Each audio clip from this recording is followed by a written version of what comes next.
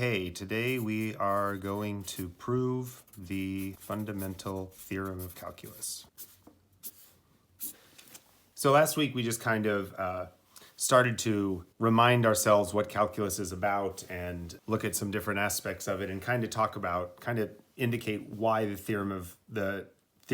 fundamental theorem of calculus is true.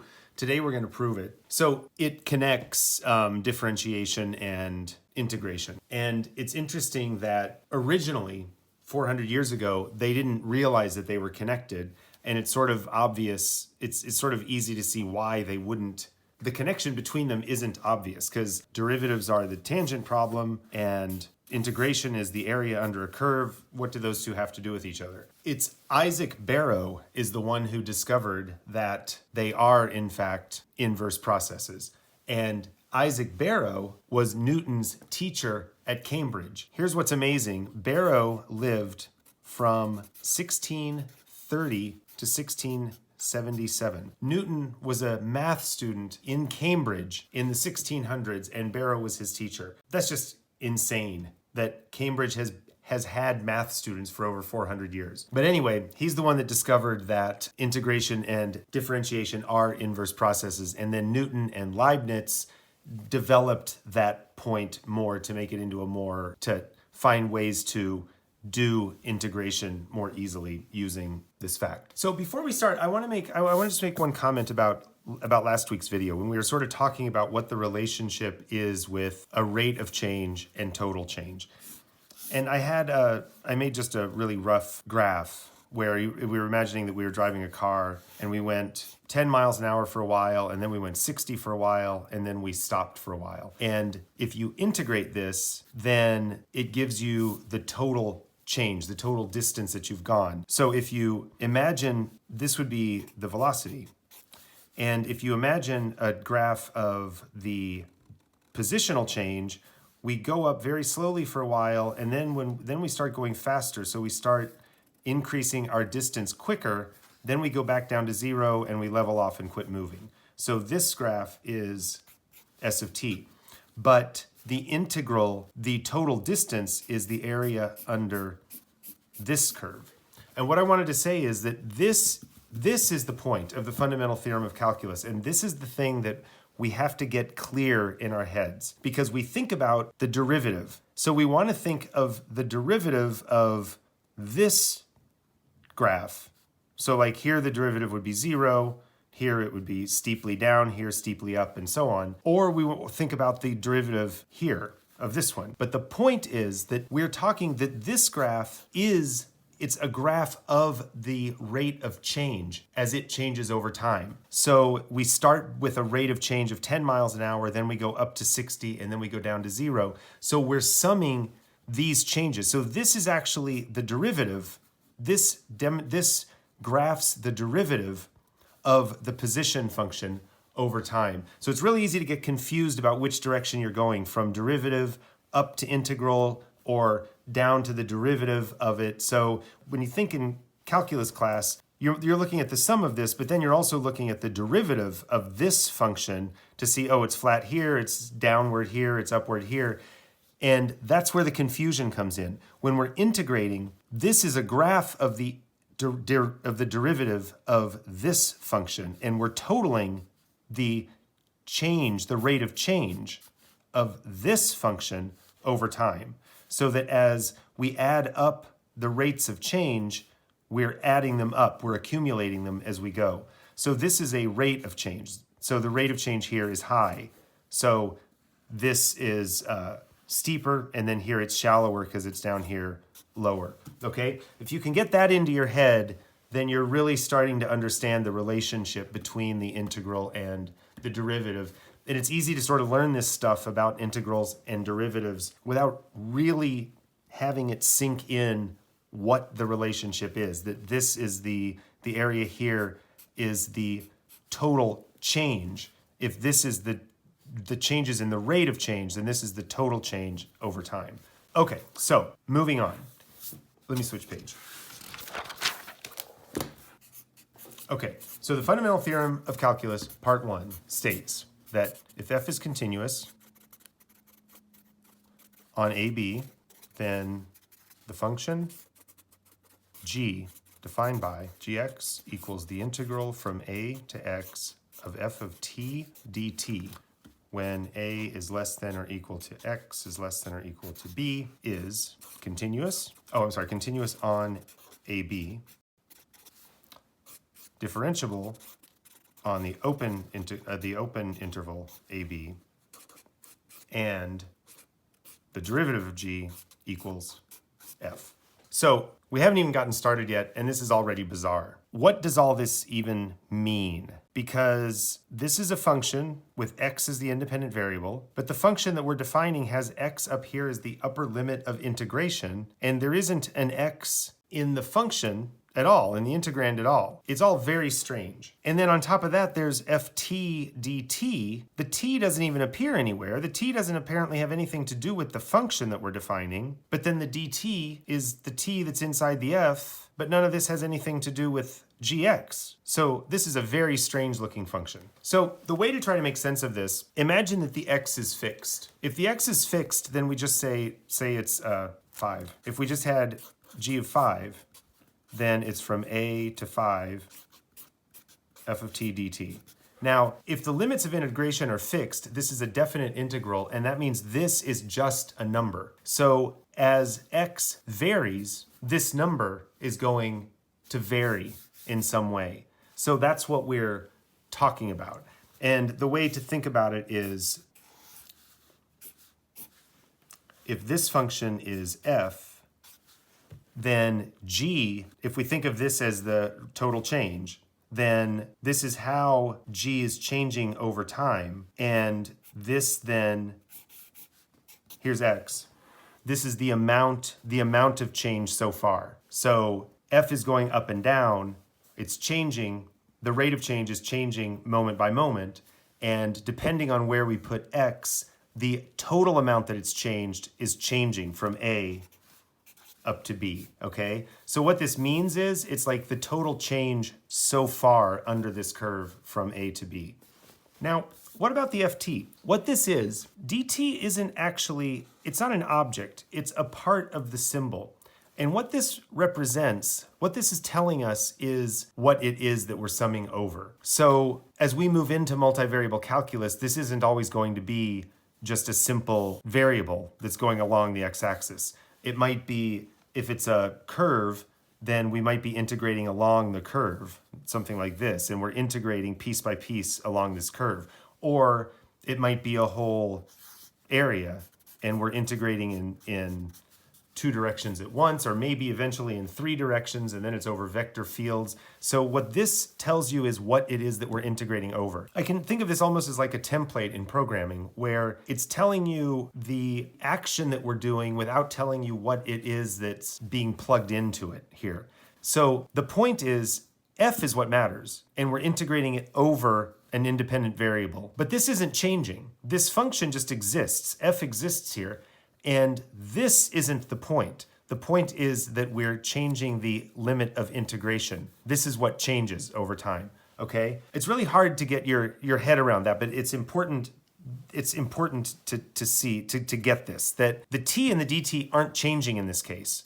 They're just defining this function that we're looking at. What we're changing for this function is how far along the x-axis we're integrating from the lower limit up to some point, but the f never changes, okay? That's why this weird independent variable isn't actually a part of the action of the function. It's just defining a static object that we're then changing the limits of how far we integrate it. So before we prove this formally, let's just look at the definition of the derivative and how it relates to the definition of g of x. So we're trying to define g prime here, and g prime is the rate of change of this function. So in other words, if it changes a little bit, let's try a different one. If it changes a little bit, and the rate of change here is from gx to gx plus h. Now remember, what we're talking about here is the total change of this function, which is f, So if we want to know how much that has changed, we're talking about gx plus h minus gx. What that means is gx plus h is the amount, the total change defined by f from a to g plus x to x plus h minus this amount. So what we're left with is just this amount here. So that would be g to the x plus h minus g to the x, would just leave us this amount. Okay, so it's the g is the total amount that we've changed. Like this is the rate of change from this point up to this point. So this is we've added up the total amount that we've changed up to g of x plus h. But then here it's the total amount that we've added up from g to x. So then what you're doing here is you're subtracting the smaller one from the bigger one. So as h gets smaller and smaller, then this value here is going to get closer and closer just to f of x, right? It's going to sort of get closer and closer as h gets smaller. So then this amount, which is the bigger part minus the smaller part, is going to be approximately equal to the value of f of x times the width here. That would equal this. And then as h gets smaller and g of x gets closer and closer to f of x, then we're going to end up with this area is approximately equal. So we have g of x plus h minus g of x is approximately h times f of x. Now it's not exactly, because there's this little extra triangle here. But as h gets smaller, then these 2 points are getting closer and closer together as well. So the difference here, if we take the bigger total, subtract the smaller total, we have this width, which is this area here is approximately the width h times approximately the value f of x right here. So g of x plus h minus g of x is approximately h times f of x. So if we divide both sides by h, then we get g of x plus h minus g of x over h of x is f of x. So we can see then, this is just intuitively, this isn't our proof, but intuitively we can see that this looks like the derivative of g, and it approximately equals f of x, okay? And notice again, the reason that I'm insisting that we don't think of this as the area, but actually the total change added up point by point as we go from a to b, is that it makes a lot more sense then that the function might dip down and go back, and even when it dips down to negative, the total change is the same. Here the change is going positive, and then here we start going back the other way, and then here we start going positive again, okay? So when you think of this as the total change, this is the rate of change from point to point, and then g of x is the total change that we go starting at a until we stop at x or whatever. That includes even if f goes negative. One more thing, these proofs, they get very irritating because they're always talking about either closed intervals or open intervals. Some are closed, some are open, and keeping track of that seems very arduous and unnecessary. But I want to try to convince us why this is actually important. As we go forward in analysis, these points are actually the entire point. What's important here isn't the fact that g of x equals the sum under here. What matters, I mean, it does matter, of course, but what matters is where does that break down? And if you have two open intervals, if you had a to b and then b to c here, you could have a graph going up here and another graph going down here, and right here at b, it actually doesn't, the derivative doesn't exist there. And that completely blows up the your entire proof. You think you're proving something that's continuous or something that's derivative, but it actually matters whether it's an open interval or a closed interval, because that is entirely what matters about whether the derivative is smooth or not. Because if it's not smooth, if it goes up to infinity or something like this, then you can't take the derivative here, and then we can't integrate it, or it's harder to integrate. Things like that are exactly the issue in real analysis. And then real analysis is also about when are two areas connected and when are they not connected. And you might have two disks here with, like radius r and r prime. And if they're open, there might be a space here, but if they're closed, then they're gonna actually touch each other, and then you can draw a smooth line between them. and so on. So these details, instead of thinking of them as irritating, which is how I've always thought of them when I was taking these classes, think of them as the point. Try to focus on when are we talking about the endpoints and when are we talking about open intervals, and make that what's interesting about the proof. And I think that'll help us to get past this irritation about what seem to be little unnecessary details, okay? Okay, so with that in mind, let's prove this.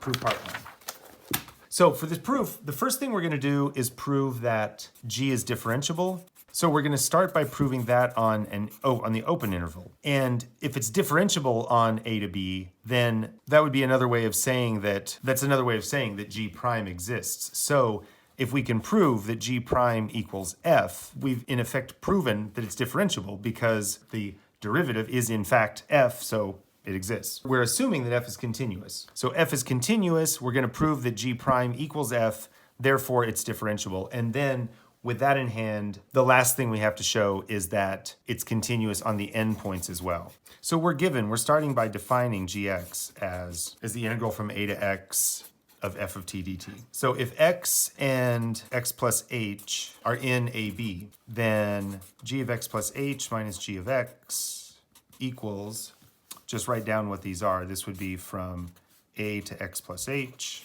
f of t dt, minus a to x, f of t dt. Right? That's just the definition. Here, x is there, x is there.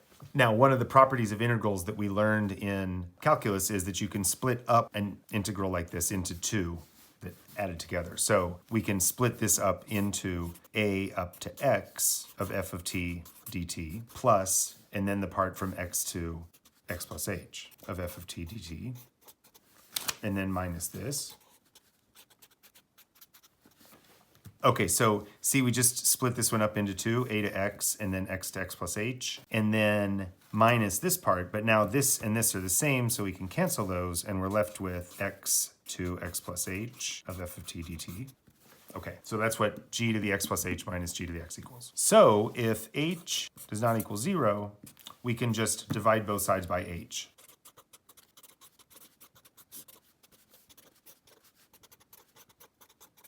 All right, we're just dividing both sides here by h. Okay, let's move to another page. Now, so assume that h is greater than 0. We know that f is continuous on x to x plus h because x and x plus h are both in AB, and we're given that f is continuous on AB. Right? This is inside this. Now, another theorem that we learned is the extreme value theorem, which says that there are numbers u and v in the interval of x and x plus h, such that fu equals m and fv equals m, where m and n, m and capital M, are the absolute minimum and maximum values of f on that same interval. So this is what the extreme value theorem says. So what it's saying is that if you have a graph and you have, say, x here and x plus h here, what the extreme value theorem tells you is that some value u between these two is going to have the maximum value here. So these are about the same, but so this might be u, where this is f of u. And then, oh, actually though, I'm saying u is the minimum, so this would be v, and then this is the minimum point, which is u, and this is u. So what it tells you is that in any interval, if f is continuous, it's going to have some kind of a maximum point and some kind of a minimum point. And this is a closed interval, so it might very well be, from here to here, and the minimum is down here and the maximum is up here. But there's going to be a minimum and a maximum. It's basically saying that the function is not going up to infinity inside the interval, okay? So we're identifying the minimum and the maximum, and then we're saying that this equals m and this equals capital M. So this is the minimum value that f takes on in this interval, and capital M is the maximum value that f takes on in this interval. So with that in mind, there's another property of integrals that we learned, that says that if m is less than or equal to f of x is less than or equal to m for a less than or equal to x less than or equal to b, then m of b minus a is less than or equal to the integral from a to b of f of x dx is less than or equal to capital M b minus a. So this is a property of integrals. And what this is saying is, let's look at this function. Let's just write this down again. Or let's say this is a, this is b. So what this is saying is the integral from a to b is this, right? So what it's saying is this is some amount, but this is giving us the minimum and the maximum. Since m is the minimum amount along here, whatever this area is, the b minus a is the width here, right? This is b minus a. The width times the height, whatever this integral is, it has to be bigger than the minimum point times b minus a, because everything in f is bigger than that, right? And then here's the maximum. So if you multiply the width times the maximum, this integral has to be less than that amount. So you're saying that, that the integral is somewhere in between this square and this square, all right? Okay.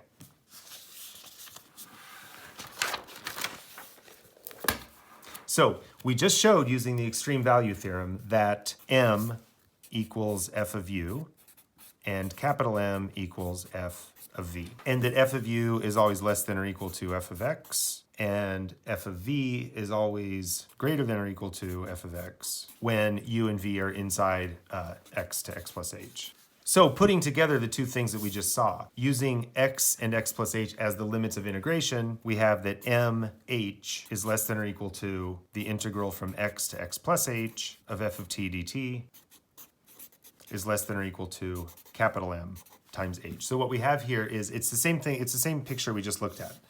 We have, I don't know, here, let's make this our axis. So we have like this, okay? It's the same picture we just had. So here's the maximum, here's the minimum. This is capital M, lowercase m. But here it's x and x plus h. So the width here is h.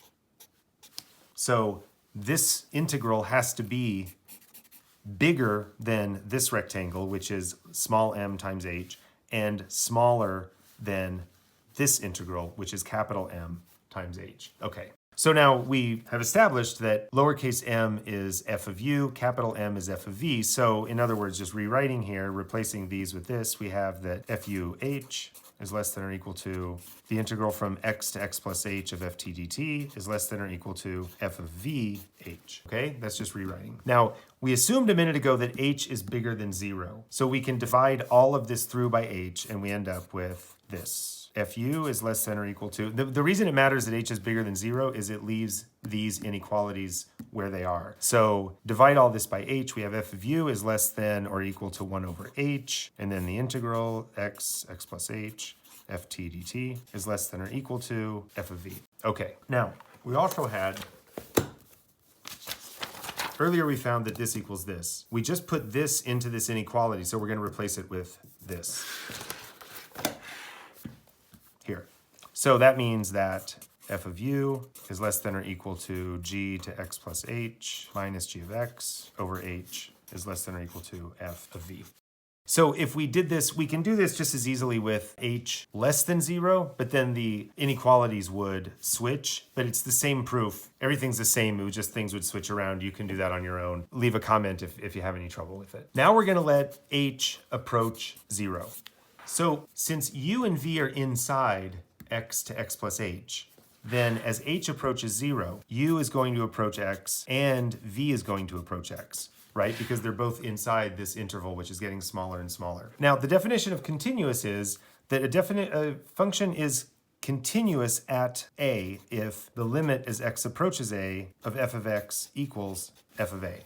So now we can use what we have here and the fact that that u is approaching x and v is approaching x and that f is continuous to find more out. So since we know that f is continuous on x to x plus h, we have that the limit as h approaches h0 of f of u equals the limit of u as u approaches x of f of u, right? Because as h approaches 0, u approaches x. So we're not doing anything here. This is just a repeat. And that equals f of x, because we know that f is continuous. So then as x approaches a, f of x equals f of a. So as u approaches x, f of u approaches f of x.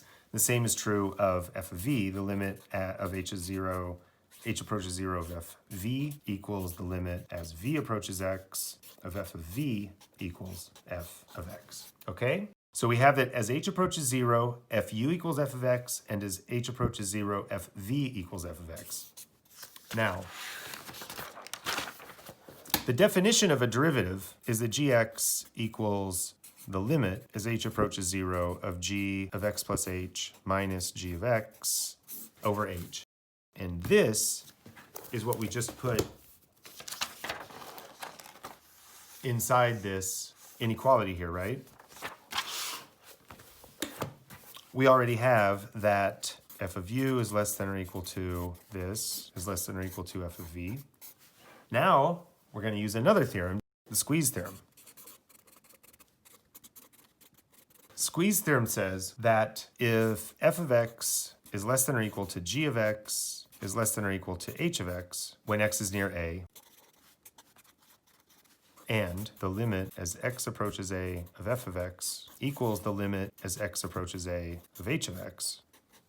If they equal the same thing, then the limit as x approaches a of g of x also equals the limit, okay? So now we've already established that this is true. We've also established that as h is approaching 0, f of u equals f of x. As h is approaching 0, f of v equals f of x. So if f of x is L, then that means that these two are both approaching the same number, right? Just let L equal f of x. So that means that as h approaches 0, these two are both equaling L. So they're going to squeeze this one down to the same thing. So we just showed that the limit as h approaches 0 of f of u equals f of x, and the limit as h approaches 0 of f of v equals f of x. So if f of x equals L, then we've squeezed this down, and therefore, by the squeeze theorem, the middle one has to also be f of x. So the limit as h approaches 0 of g of x plus h minus g of x over h equals f of x. This is the definition of the derivative of g. So g prime of x equals f of x. Okay, so we've proven part 3, which is that g of x equals f of x. That means that we've also proven part 2, which is that g is differentiable because the derivative of g is f, and f is continuous, so it exists the whole time. So g is differentiable on a to b, open. The last thing we need to show, we still need to show that g is continuous on the endpoints. So we've shown that it's continuous, and then we know that it's continuous on the open interval because that's another property of derivatives, that if a function is differentiable at a point, then it's also continuous at that point. So we've proven that g is continuous for a to b, but we still have to prove it for the endpoints. So we've basically already shown this because we know that f is continuous on the closed interval a to b. And we've already shown that g prime equals f. But since f is continuous on the endpoints, that means that as x approaches a from the right, f of x equals f of a. But since g of x equals f of x, that means that g prime of a is going to also equal f of a. So therefore, g is continuous at the point a as well.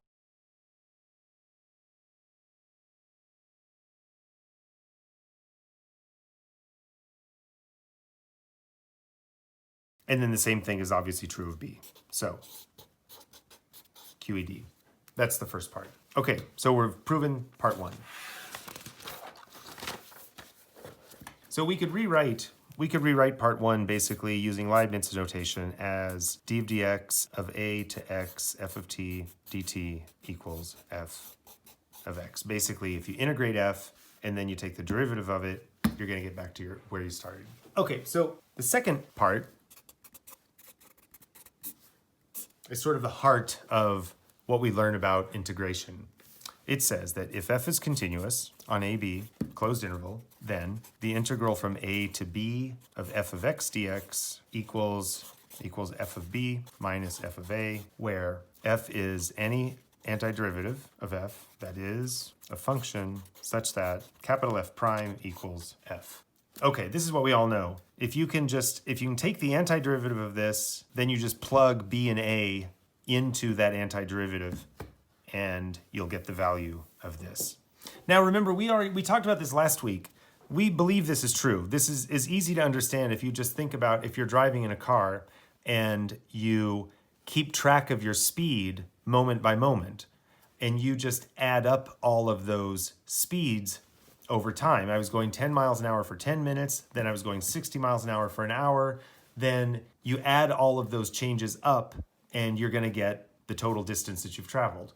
Or you can just look at where you are when you end, subtract that from where you are where you were when you started, and you've also got the total of all of the rates of change over that time. Okay, so this is the same thing. If you just subtract the end from the beginning, that's the same as totaling the rates of change. So we know this, but let's prove it now. And one other thing is, this is kind of interesting that where f is any antiderivative, this is just the basic thing about, remember when you're taking an antiderivative, that there are families of antiderivatives. They can vary by some constant.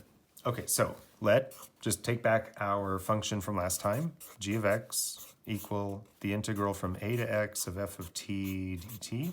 Now we know from part one that the derivative of x equals f, and that g is continuous on AB, closed interval, and it's differentiable on the open interval. That's what we just proved. So in other words, g is an antiderivative of f, right? As I just said, we don't know which one it is, but it's one of them. So if capital F is any other antiderivative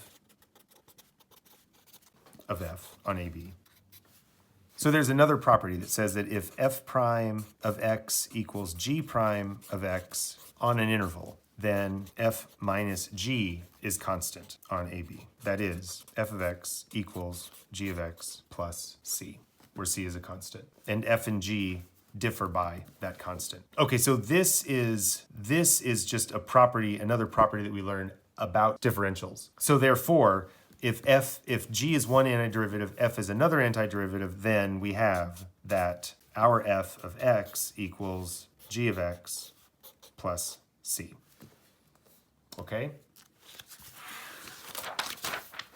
That's for an open interval AB. So what we just showed, that f of x equals g of x plus c, is for an open interval. But again, the theorem calls for a closed interval. And again, this isn't arbitrary, and it's not an annoying detail, because what we want here is that f of b minus f of a. So all we know so far is that it works up to the edges, but we need to know that this is also true on the edges. So we have to do a little more now. So part one told us that g is continuous on the closed interval AB. Well, since f and g differ by a constant, then f must be continuous as well on AB.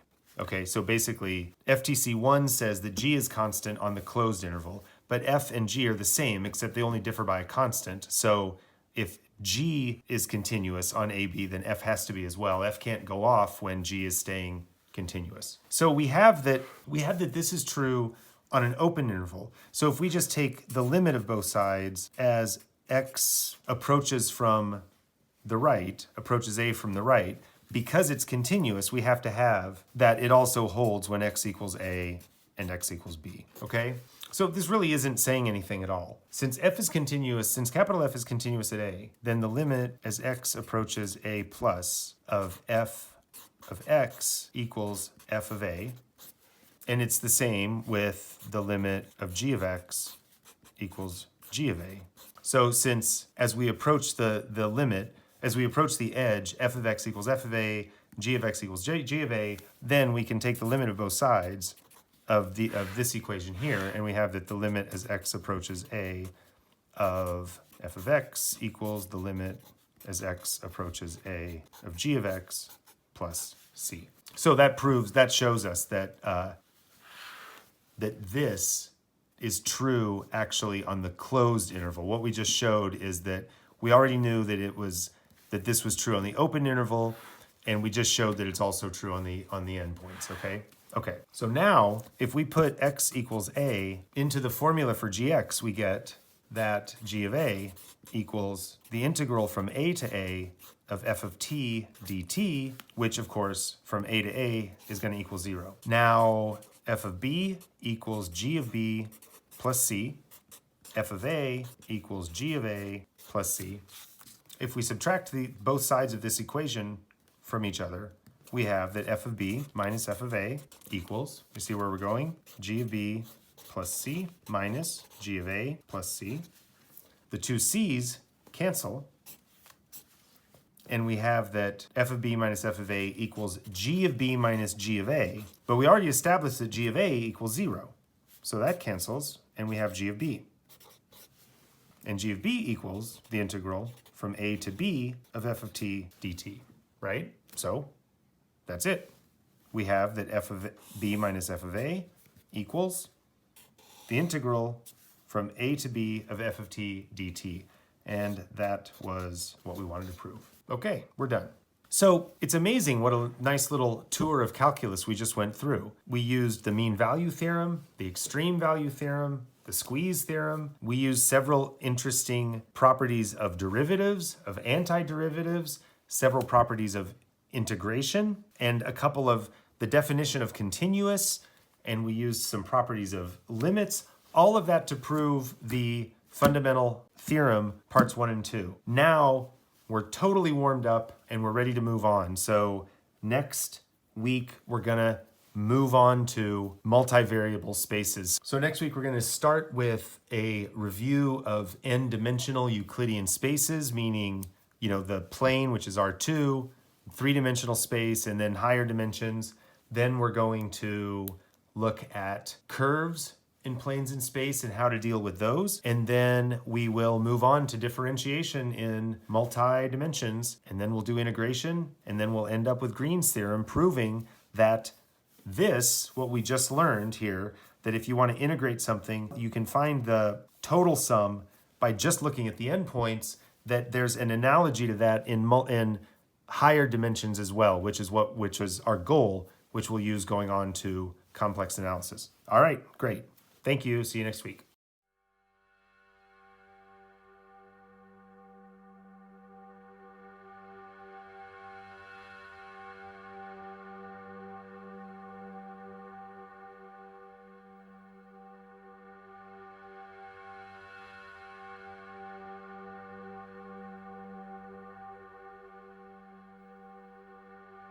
Okay, here is the link to the first video in this chapter. Here is the link to the previous video. Here is the link to the next video. And click here to subscribe, and please join me on Patreon. The link to that is below in the description. Thank you.